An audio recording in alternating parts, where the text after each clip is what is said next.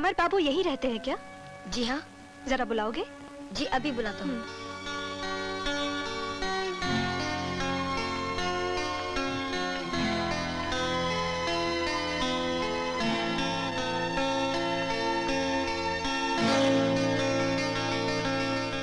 अरे आप,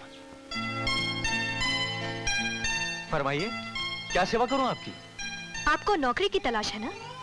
हाँ, जिस तरह भूखे को रोटी की तलाश रहती है, उसी तरह आजकल के नौजवानों को नौकरी की तलाश रहती है। तो समझ लीजिए आपकी तलाश खत्म हो गई। मैंने आपके लिए एक बहुत ही खूबसूरत सी नौकरी तलाश कर ली है। मतलब वही महिला आश्रम की, घर तोड़ने वाली? जी बहुत बहुत शुक्रिया, थैंक यू। सुनिए, आप मेरी बात समझने की कोशिश कीजिए। ये दूसरी नौकरी है। अच्छी बात है, मैं अपने सर्टिफिकेट्स वगैरह लेकर आता हूं। नहीं नहीं, उसकी कोई जरूरत नहीं। आप मेरे साथ आइए।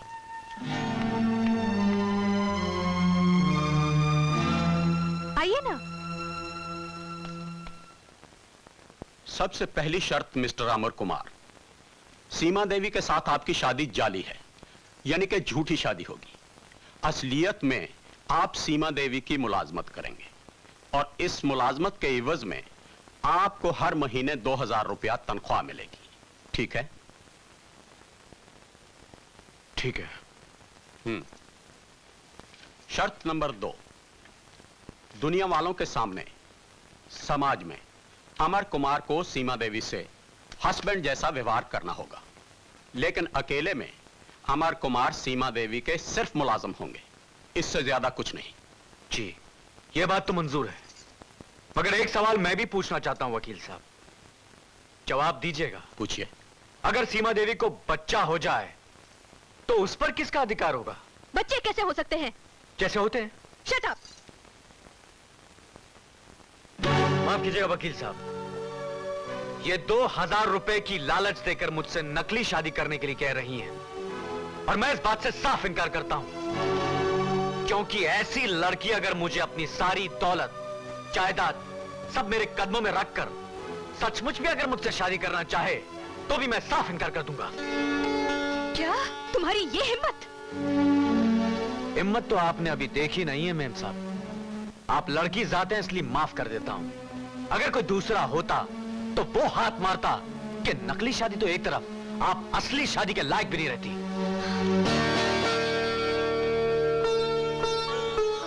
डैडी? मिस्टर अमर कुमार, मेरा नाम करमचंद है, मैं सीमा का बाप हूं।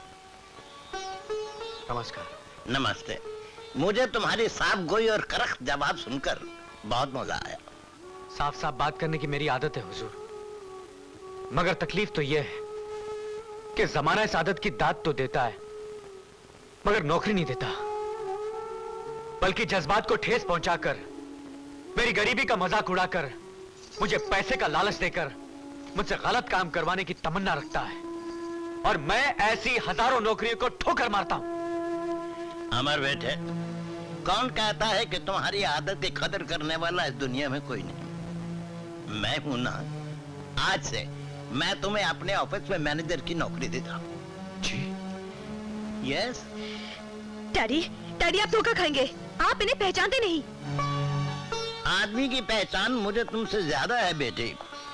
तुम्हें तो इतना भी मालूम नहीं है कि सोने और पीतल में फर्क क्या होता है। पीतल से बनते हैं बर्तन और सोने से जेवर। तुमने सोने को पीतल समझ लिया। आओ बेटे।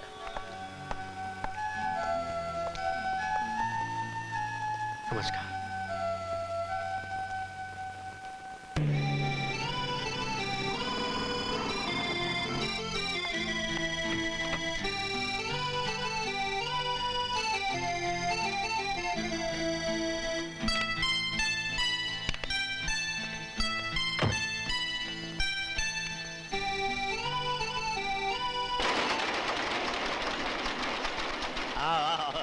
हमारे बेटे जरा फैक्ट्री देखो। एटल साइकिल फैक्ट्री एक लीडिंग फैक्ट्री है जो साइकिल ही नहीं मोपेड भी बनाती है। क्वालिटी और फिनिश में इसका बड़ा नाम है। अब इस नाम को बरकरार रखना तुम्हारा काम है।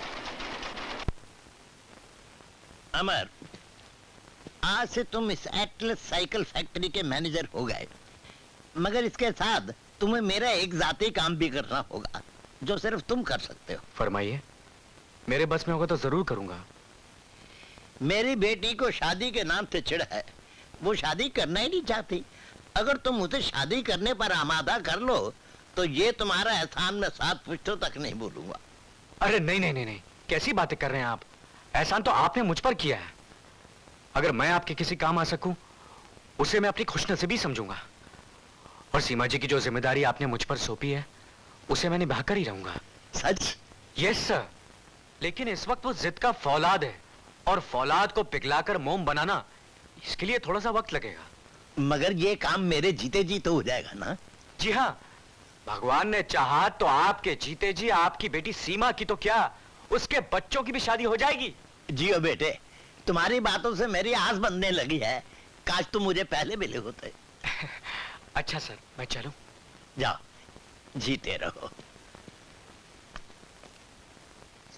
भगवान करे बेटा नौकरी में तेरी तरक्की हो और पगार में पूरे 500 रुपए की बढ़त हो।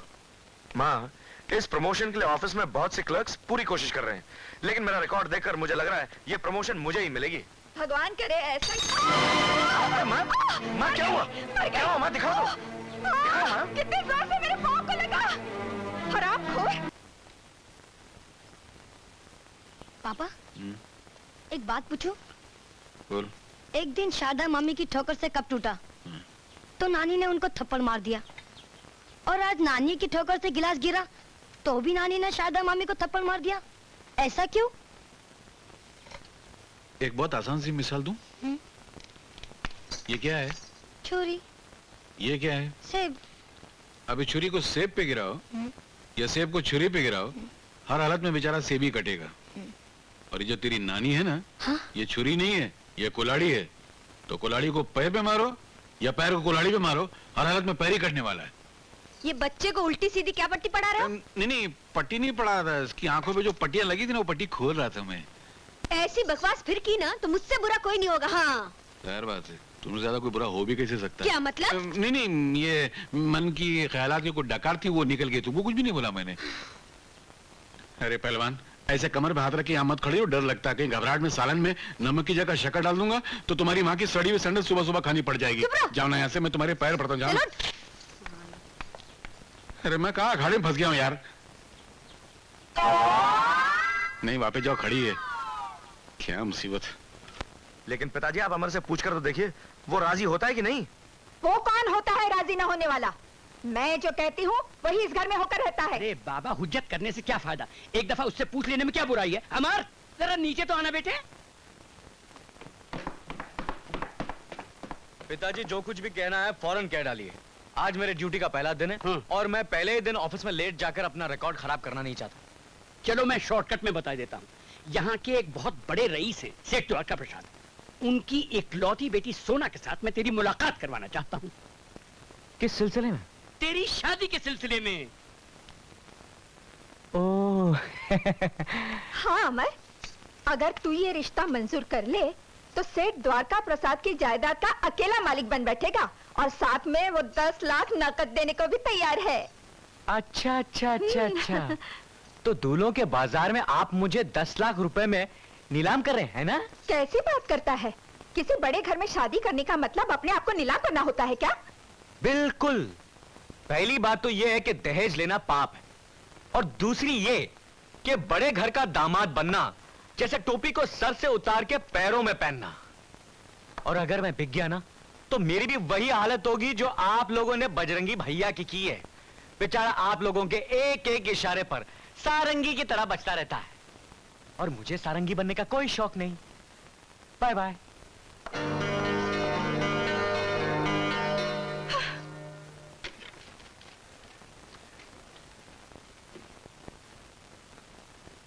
Good morning sir. Good morning. Rita, please note this down. Dear sir,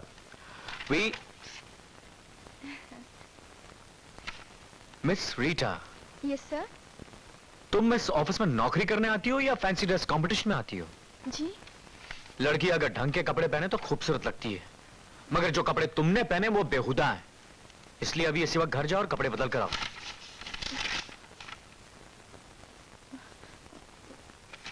मैंने तुमसे कहा ना कि अभी इसी वक्त घर जाओ और कपड़े बदल कर आओ।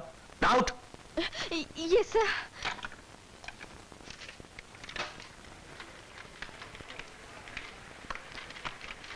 अरे रीटा, कहाँ जा रही हो? नए मैनेजर ने तुमसे कुछ कहा? अरे बोल ना, क्या कहा तुमसे? मुझे कहा है कि ऑफिस है, यहाँ शरीफ लड़कियों की तरह कपड़े पहनकर आना चाहिए, इसलिए घर जाओ और ढंग के कपड़े पहनकर आओ। हाँ। महाशय कुछ ज्यादा ही उड़ते रहते हैं। फिक्र मत करो, अभी उन्हें नीचे लाती हूँ। चलो मेरे साथ। जी? अरे चलो ना। वो वो प्रीवियस अकाउंट्स भेज दीजिए। I need them. Okay. Sir. अरे वाह, ये बिल्कुल ठीक है। अब तुम एक शरीफ घराने की लड़की लग रही है। और मैं कैसी लग रही हूँ आपको?